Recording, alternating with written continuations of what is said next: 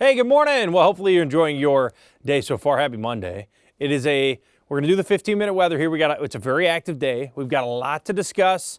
We've got another clipper coming in tonight. We still have some slick roads, and we'll take a deep dive into the Tuesday, Wednesday snowstorm, and we'll take a look at the coldest era of winter. Can you think of a better way to start off December? Unless you don't like winter. This has been one for the books so far. I mean, people are literally ice fishing last weekend, even on Waconia. So remarkable. By this weekend, yeah, I mean, you're going to see some four-wheelers out there. The roads have been a little bit dicey here. You see the blue pretty much for the entire area. There's some patchy green. Obviously, the main roads, 35, 35 north, they're decent. When you're going into the 94, those are also decent. Some of the other intermediate roads, Buffalo, Waconia, St. Cloud, Hutchinson, and Gaylord area, it's still icy here, and it will still be patchy icy through the afternoon. I expect roads to slowly improve. What a month it's been so far. Take a look at the actual snow depth around the area. So the Twin Cities, we're a little bit lower here, and you can see Wisconsin's actually a little bit higher. 12 inches, 6 to 12 inches of snow on the ground.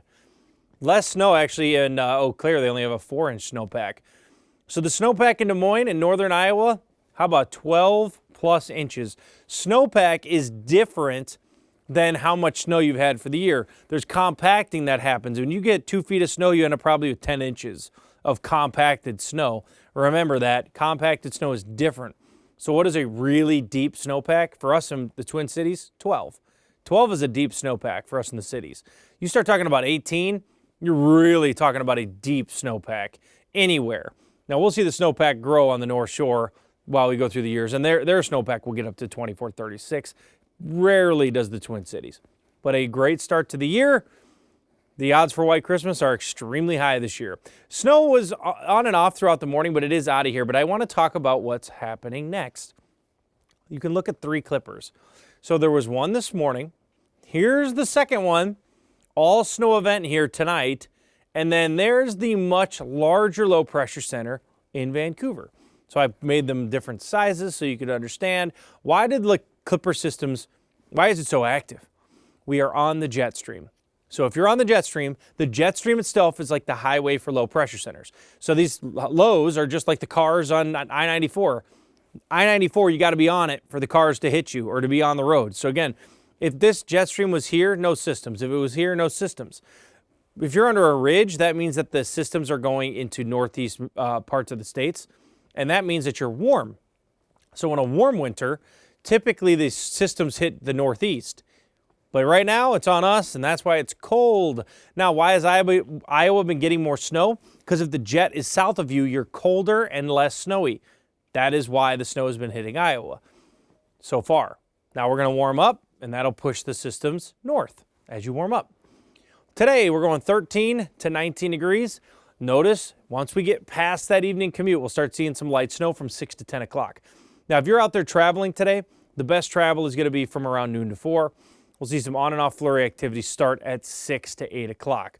Now, I don't love the fact, let's actually go back to what happened in reality and what the model thinks. I've talked a lot about models here recently. So this morning, this is what the model thought happened, 5 and it diminished at 6:30. Why is this important? Models are taking the data that they believe to be true in real time, but it's not actually real time with models. Models pull off of model data.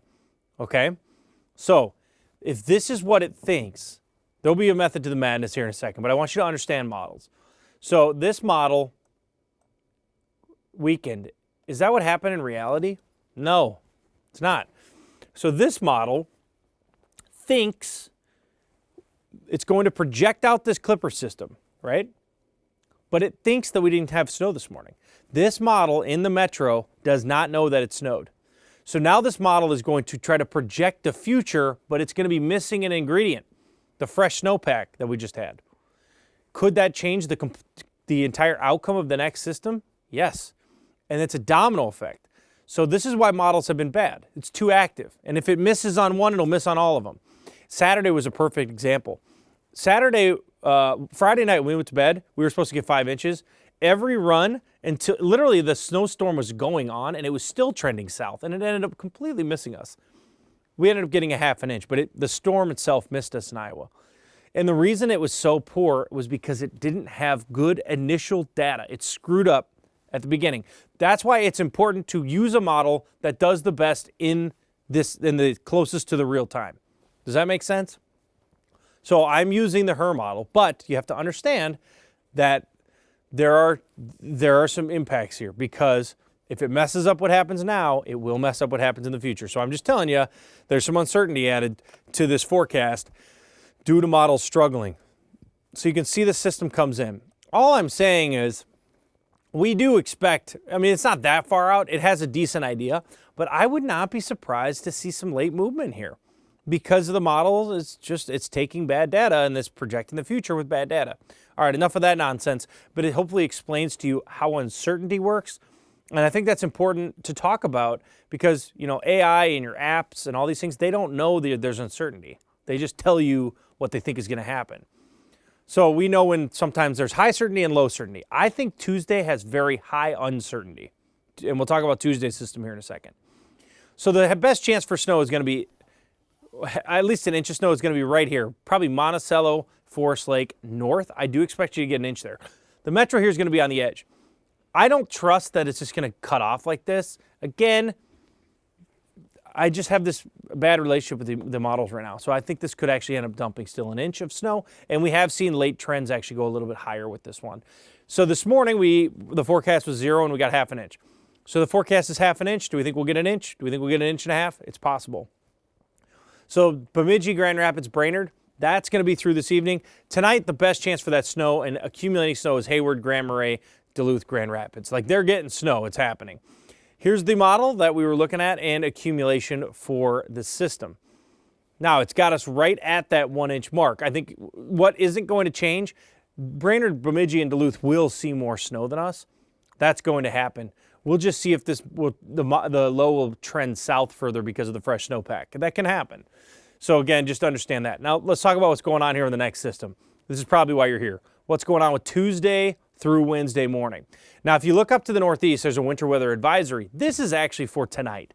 So I think they might add a few counties here, but the winter storm watch is for Tuesday into Tuesday night. This is for heavy snowfall, possibly freezing rain, and hazardous travel. Now, the freezing rain is going to be right here on the line of where they have the watch or where they don't. We're going to see an advisory down in Mankato. I think that's without question.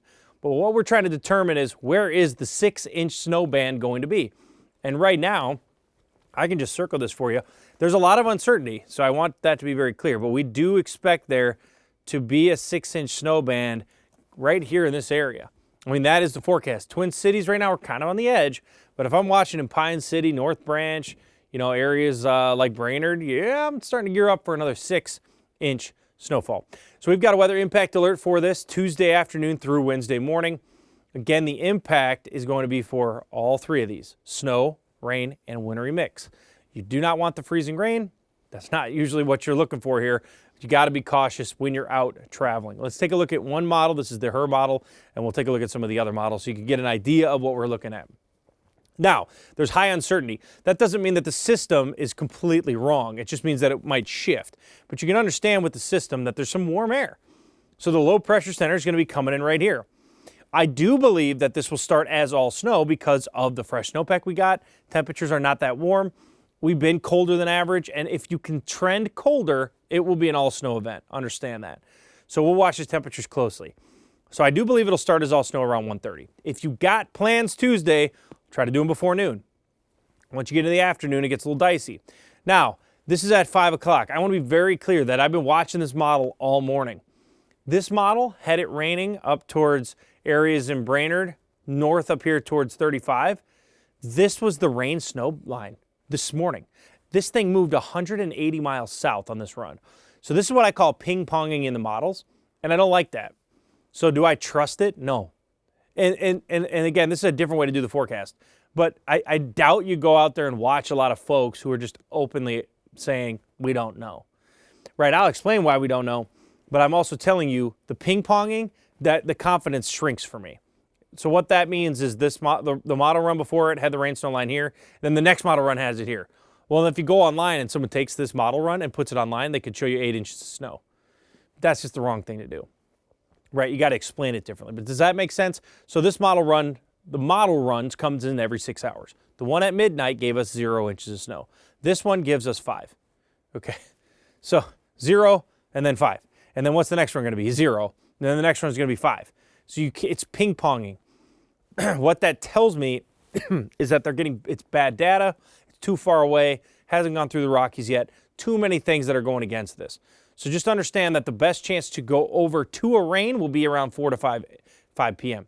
Now, at this point, the warm front will have shifted. Now we're going to start swinging in this cold air. This is called backside of the low. We will get snow regardless on the backside into Wednesday morning. So again, I pulled this through Thursday, but this is the accumulation. So you got the GFS here in the European model here. It doesn't seem like a big difference, but the cutoff on this thing is wild, okay? The cutoff on this thing is literally like jumping off a cliff. It's going to be like 6 inches of snow, 1 inch of snow, and it's right over the metro. But hey, if the GFS works out, we will get 6 inches. Do I think the GFS will work out? No. If you're a betting person here, you take, it's like, this is like, I don't know what's the best football team, worst football team. This would be like the Bills playing the Jets, okay? So the Bills could win the game, or the Jets could win the game, but the Bills are probably going to win the game. The Bills are it's the white. Okay, I use the GFS just because it's all we have long range, but the overlap shows you here. Okay, that's why I'm talking about Mille Lacs being the bullseye for this thing. Now models, you got to account for about 1 inch here because it's including tonight's snow. But the second one, it's right around 2 to 4.5 inches right now in the models. Okay, that's not bad. I could also want to show you this. Oh, that's not going to work. It's too cold. Oh, there you go. No, it's not working. All right, well, it's going to be 30 below 0. Let's take a look at snow chances here. This is obviously rain and snow. It's going to happen. So that's why we like the impact here on Tuesday. Thursday, Friday, there is another chance of snow here, and then it will taper things off to flurries. Keep an eye on this one Thursday, Friday. That's an all-snow event. Right now, we're only at 40% chance, so not absolutely loving that chance for snow. Let's look at, I haven't shown this yet. I don't know. Yeah, here you go. So this is going to be the accumulations. No, this is for the weekend. I'm going to change this. I want to show you what we're looking at here. This is the European model. I just got to edit this. I didn't know I was going to show it to you, but I want to. So let's go through Wednesday. Okay. So there you go. Most of the snow here comes in during the late afternoon. Okay, you will get the first brush of snow here. That's tonight's snow. And then here comes Tuesday's snow into the afternoon. That's 4 to 6 inch band there. And this has the Twin Cities getting kind of chopped. So right now, this is the European model. Again, it's like the Buffalo Bills, right? It's like Josh Allen. Sometimes he throws picks, but let's be real. You want to trust that man. So here is the best chance for 6 inches. I like it in the blue.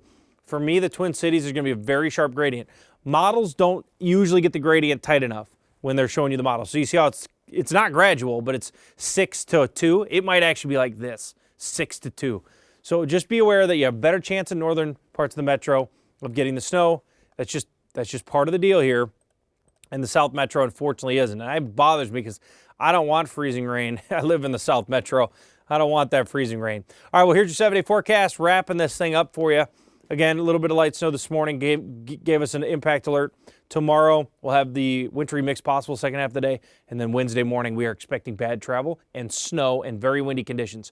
So keep an eye on that as we go to Friday, Saturday, Sunday. Arctic air moves in, and it's going to get downright cold. Thank you guys for watching. Happy Monday. Stay safe.